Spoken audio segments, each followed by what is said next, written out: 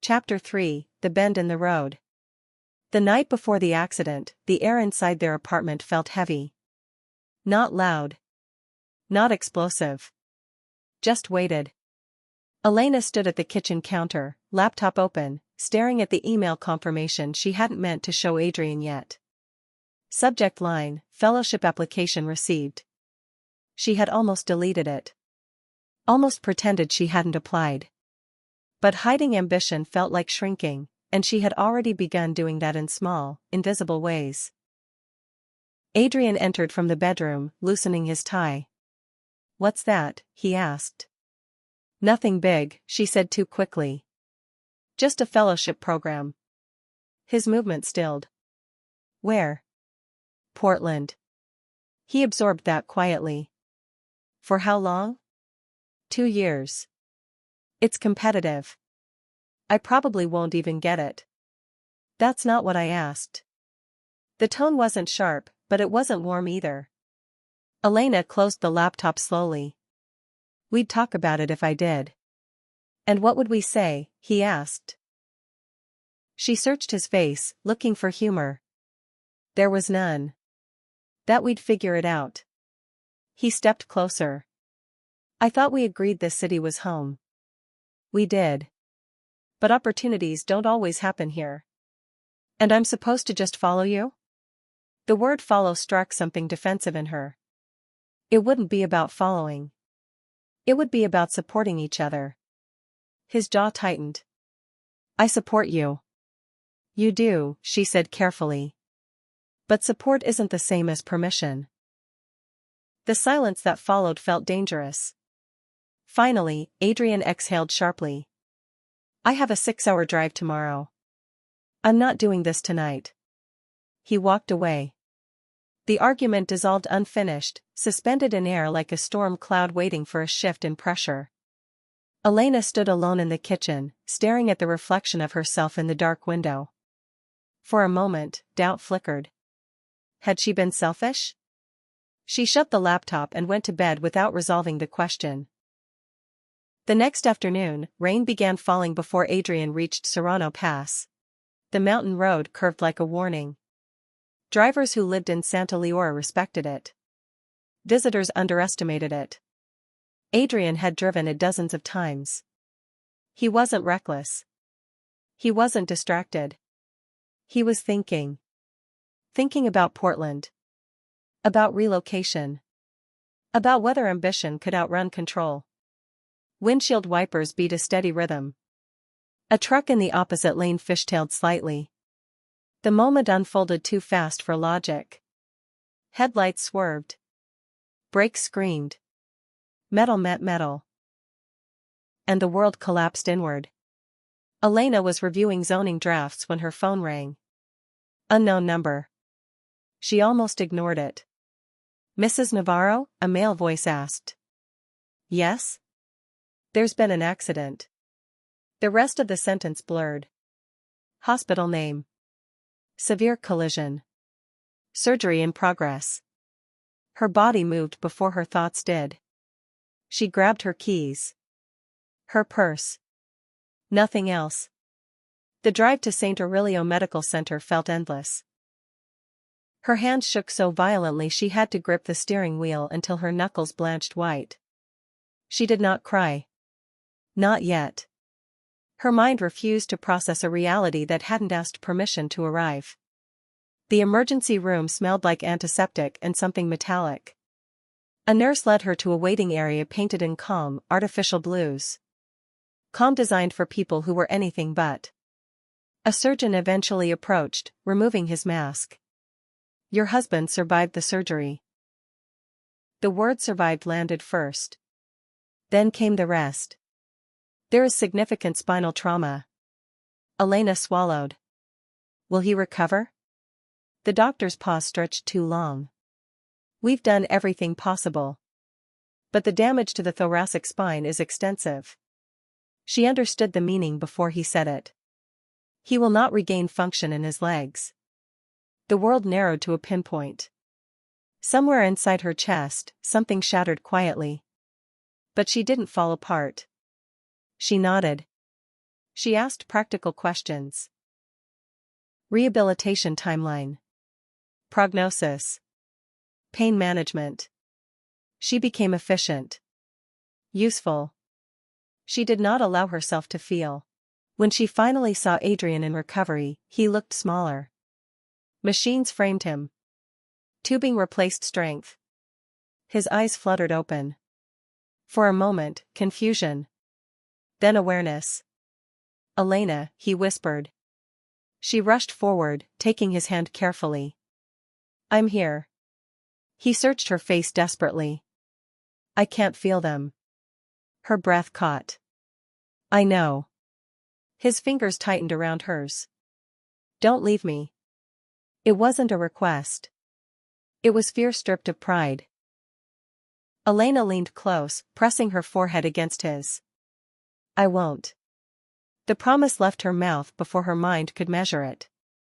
And in that moment, it was pure. Absolute. She would not abandon him in the wreckage of his life. She did not yet understand that she was stepping into the wreckage of her own.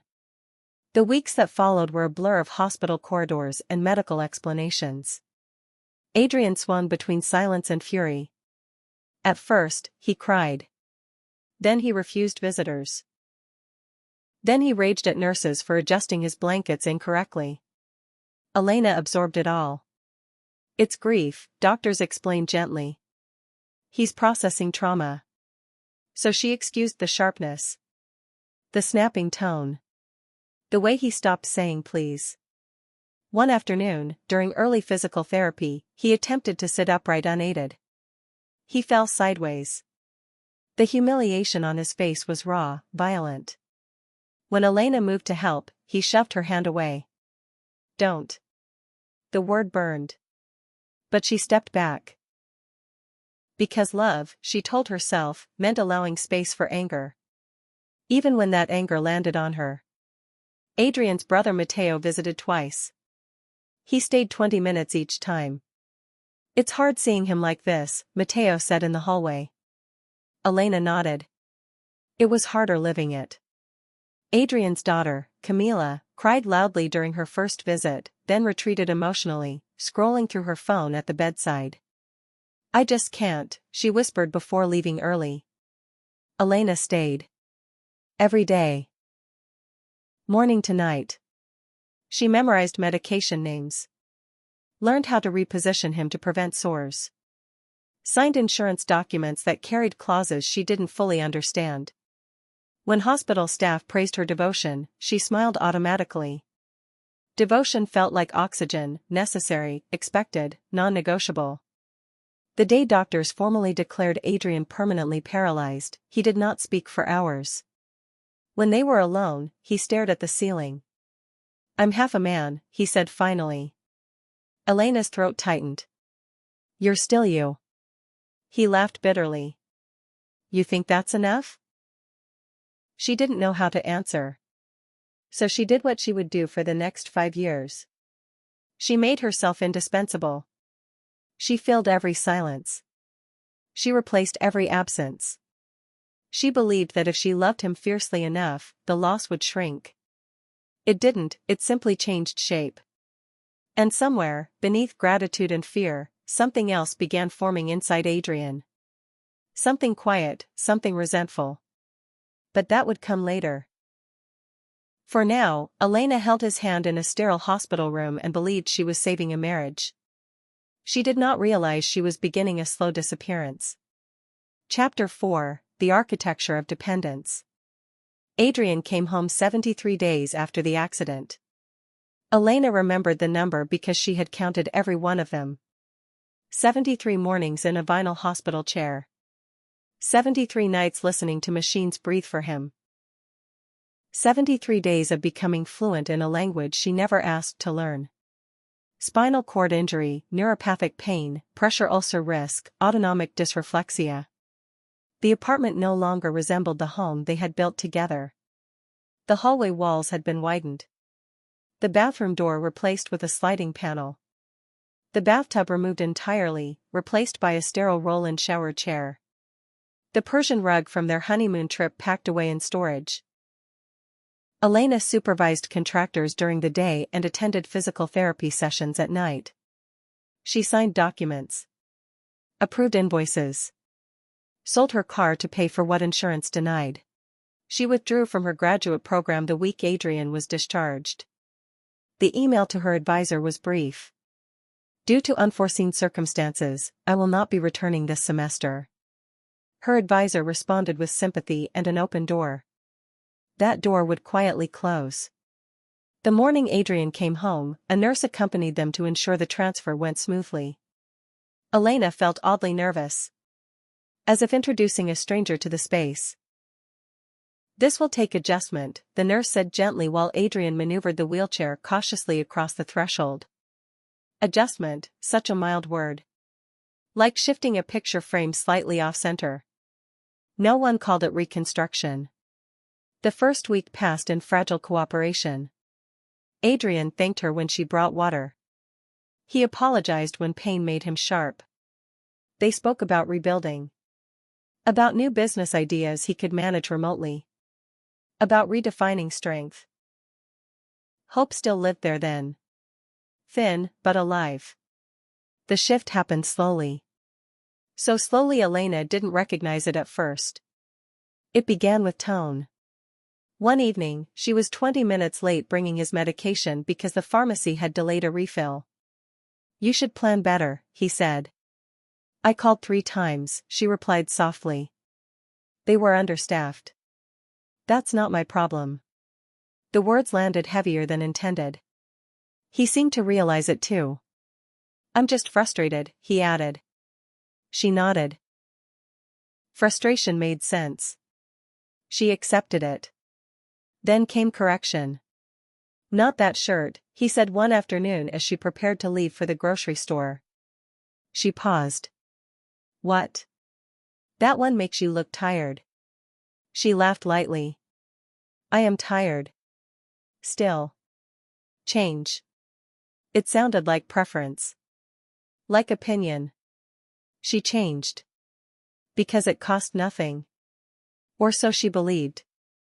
The first public humiliation arrived disguised as humor. They attended a small gathering at Mateo's house 3 months after Adrian's return. Elena had resisted the invitation, worried about accessibility. But Adrian insisted. I don't want to be hidden, he said. At dinner, conversation turned to resilience. You're lucky to have Elena, Mateo said, lifting his glass. She's a saint. Adrian smiled thinly. Yeah, he said. She's basically my full-time nurse now. Laughter circled the table. Elena smiled too. Then Adrian added, good thing she didn't have much else going on. More laughter. It wasn't cruel enough to confront. But it wasn't kind either. Later, in the car, she said quietly, that wasn't funny. It was a joke, he replied. Don't be sensitive. Sensitive. The word tucked itself away. The financial shift happened next. Before the accident, they maintained joint accounts. Afterward, Adrian insisted on restructuring. We need tighter oversight, he said.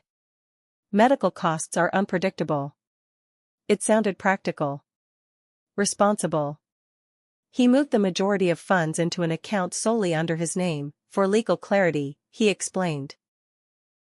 Elena didn't question it. She was too tired to examine the fine print. When she asked about discretionary spending one afternoon, he frowned.